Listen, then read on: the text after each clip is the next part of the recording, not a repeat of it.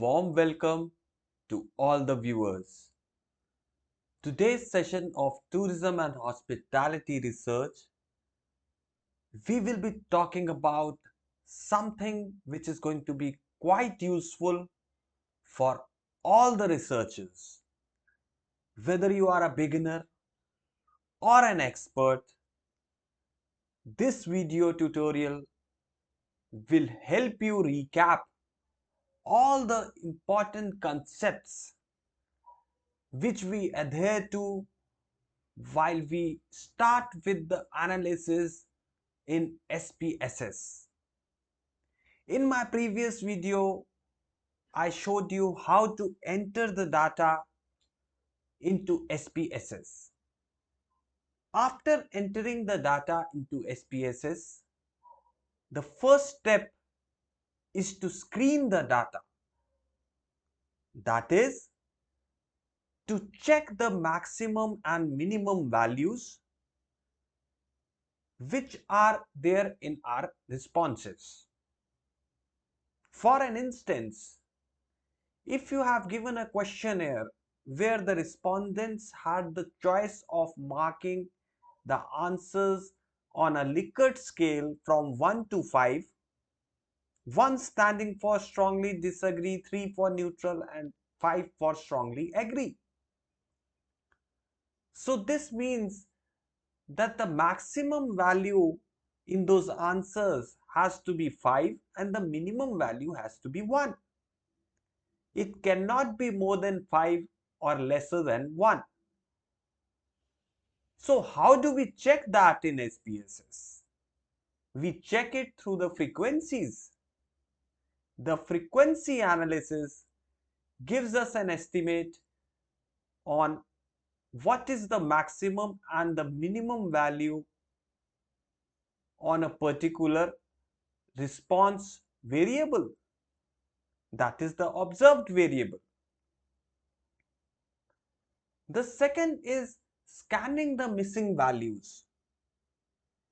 This can happen if you have entered the data into SPSS and by mistake you have left out a column blank.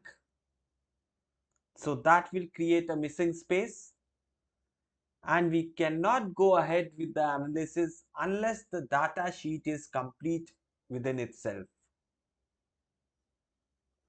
It can also happen when the respondents have not deliberately left out some of the questions which they might not have understood and you didn't get the responses for that in the survey form. So what should we do about these missing values? There are few remedies for that. They can be replaced with series mean interpolation method, linear interpolation method, mean or median imputation, or they may be discarded also. Those cases, those respondents where we find more than 10 to 15% is left blank, we can discard them from the survey. The third is outlier detection and removal. What is an outlier? It is an extreme value which exists in our responses.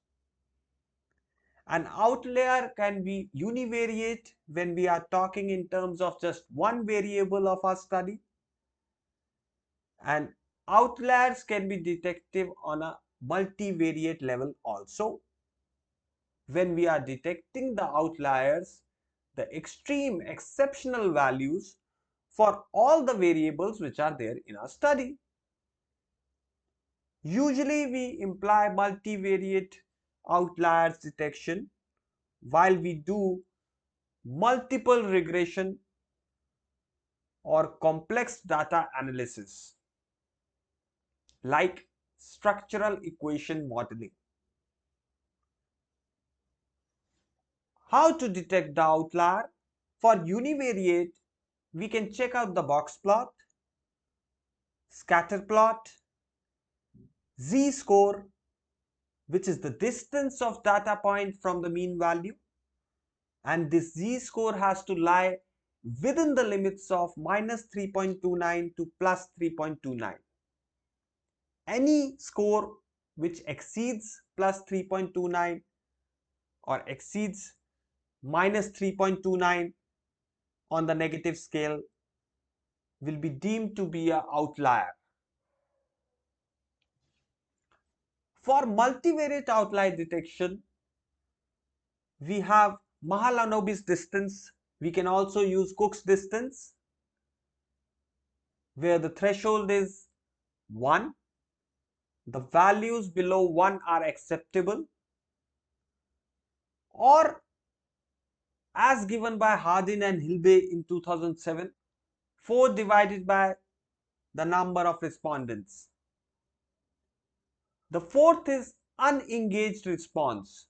That means a respondent has marked all the answers without actually reading them, understanding their meaning, and then giving their response. This is known as unengaged response. So herein, a typical thing which comes into notice is that a respondent might have given the same response for all of your variables. For an instance, he or she might have entered 5 as a response, which stands for strongly agree for all of your observed variables or maximum of your observed variables, which is quite not possible. So, how can we detect that? It can be well examined through standard deviation. Standard deviation measures the spread of data points around the mean value. So, if the standard deviation is less than 0.25, that means there is similar responses, and it can be well computed using Microsoft Excel with standard deviation.p function, or it can be done in SPSS as well. So before we start, we should know what is a univariate outlier. As I explained to you, when we are examining just one variable, it is known as univariate outliers. It can be detected through a box plot wherein you see the quartiles Q1, Q2, Q3. So this is Q1, Q2, Q3. You see that the data points which exceed Q3 plus 1.5 times of the distance between Q3 and Q1, that star point denotes an outlier. It is outside the whiskers of the box plot.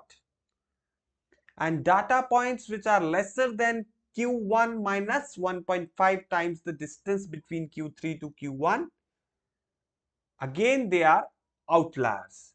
So again you see 2 stars beneath the lower whisker, which can be outliers. Multivariate outliers, as I told you, they are detected through Mahalanobis distance, which serves as a statistical indicator of how many cases are multivariate outliers. It is based upon chi-square distribution, and P, or the significance level for measuring this, is lesser than 0.001. So in case you have 3 independent variables and 1 dependent variable, so you will check the value in this table, which is given for 3DF as 16.27. If the value of Mahalanobis distance which you get through your analysis is lesser than 16.27, then it means that you do not have multivariate outliers. In case it exceeds 16.27, then it means that you do have certain outliers, multivariate outliers in your data. and you need to remove them.